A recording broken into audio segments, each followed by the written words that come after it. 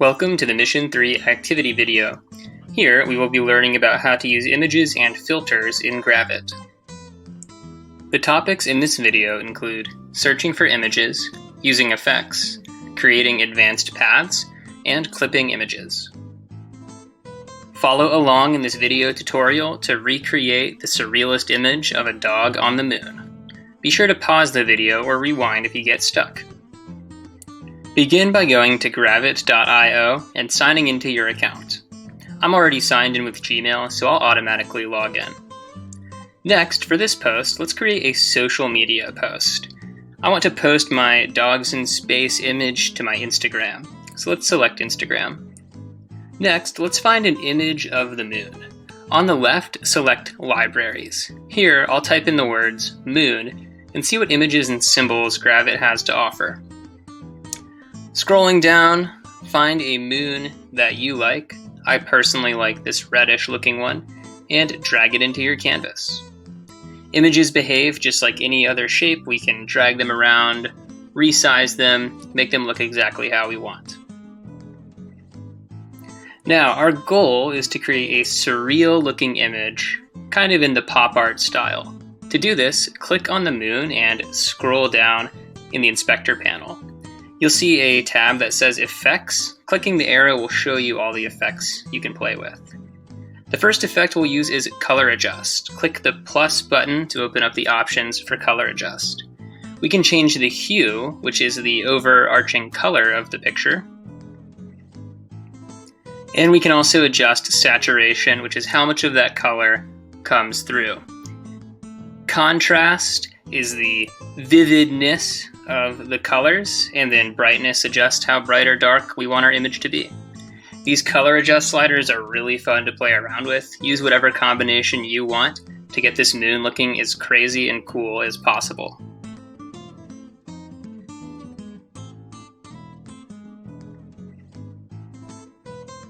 Another fun effect you might want to play with is blur. Click the plus icon next to the word blur, and then drag the slider over to the right to increase the blurriness of the image. Personally, I don't want this to be very blurry, so I will drag it back to 0.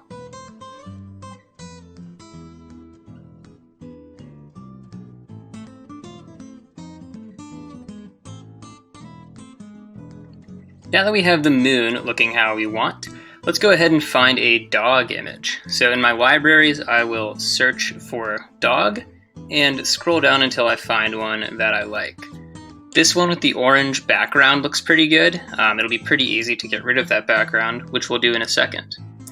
Also, I want to start working on just the dog. So what I'm going to do is hide the layer of the moon by clicking on the eyeball next to the moon. Now we are left with just our dog. I'll resize the image to get it the correct size for our canvas. And now I want to eliminate that orange background. To do this, I'm going to use the pen tool and create a path all the way around the dog. Now, my path does not have to be perfect. It's going to have a lot of jagged corners, and that's perfectly fine. We'll clean it up later. When creating your path around the dog, notice that I only click every time there's a sharp corner. It's a very good way to get a general outline. You don't have to spend a ton of time doing this. Just get as close as you can.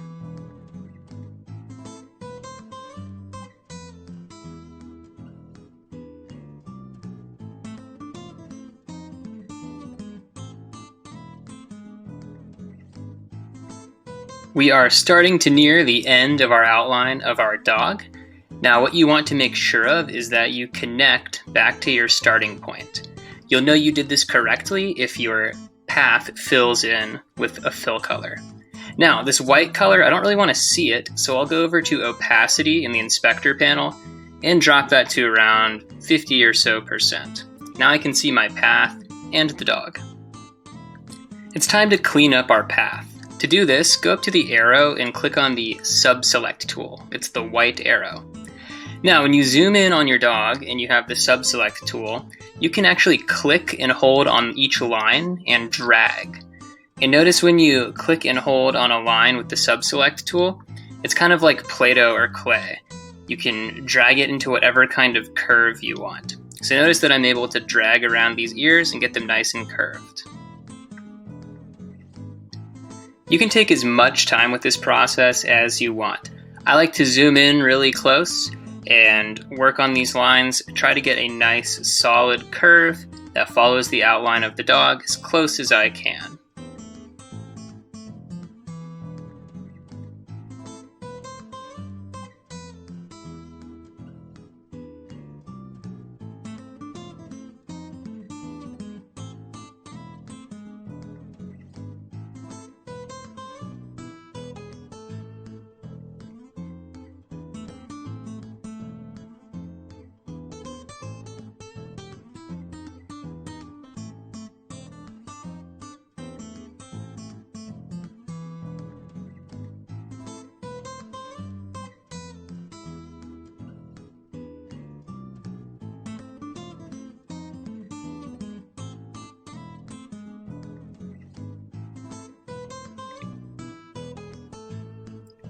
Now, notice that on occasion you might misclick and accidentally deselect the path that you're working on. If that happens, it's perfectly fine. You can just double click on that path you were working on. Make sure the white subselect tool is selected, not the black one, and you can continue adjusting your lines as we were doing.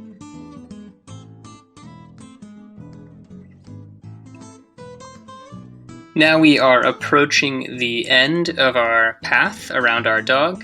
We've been using the subselect tool to get the curves right on point, just cleaning up some of the last parts of the ear, and then we'll move on to cutting this dog out and eliminating that orange background.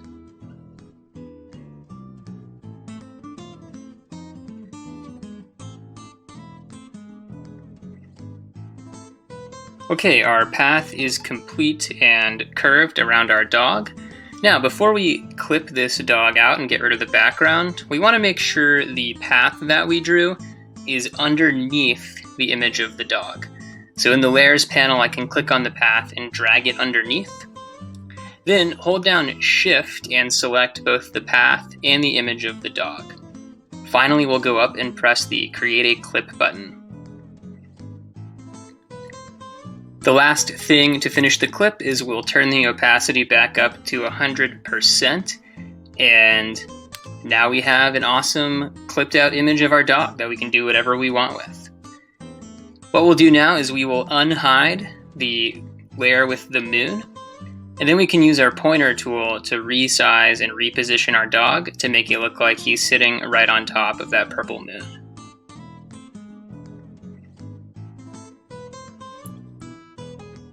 Finally, we'll have some fun with some color effects to make this dog look just as crazy as the moon. So I'll go down to Effects, make sure you have the dog selected, and I'll play around with my hue, saturation, brightness, and contrast to make this dog look as pop art as possible.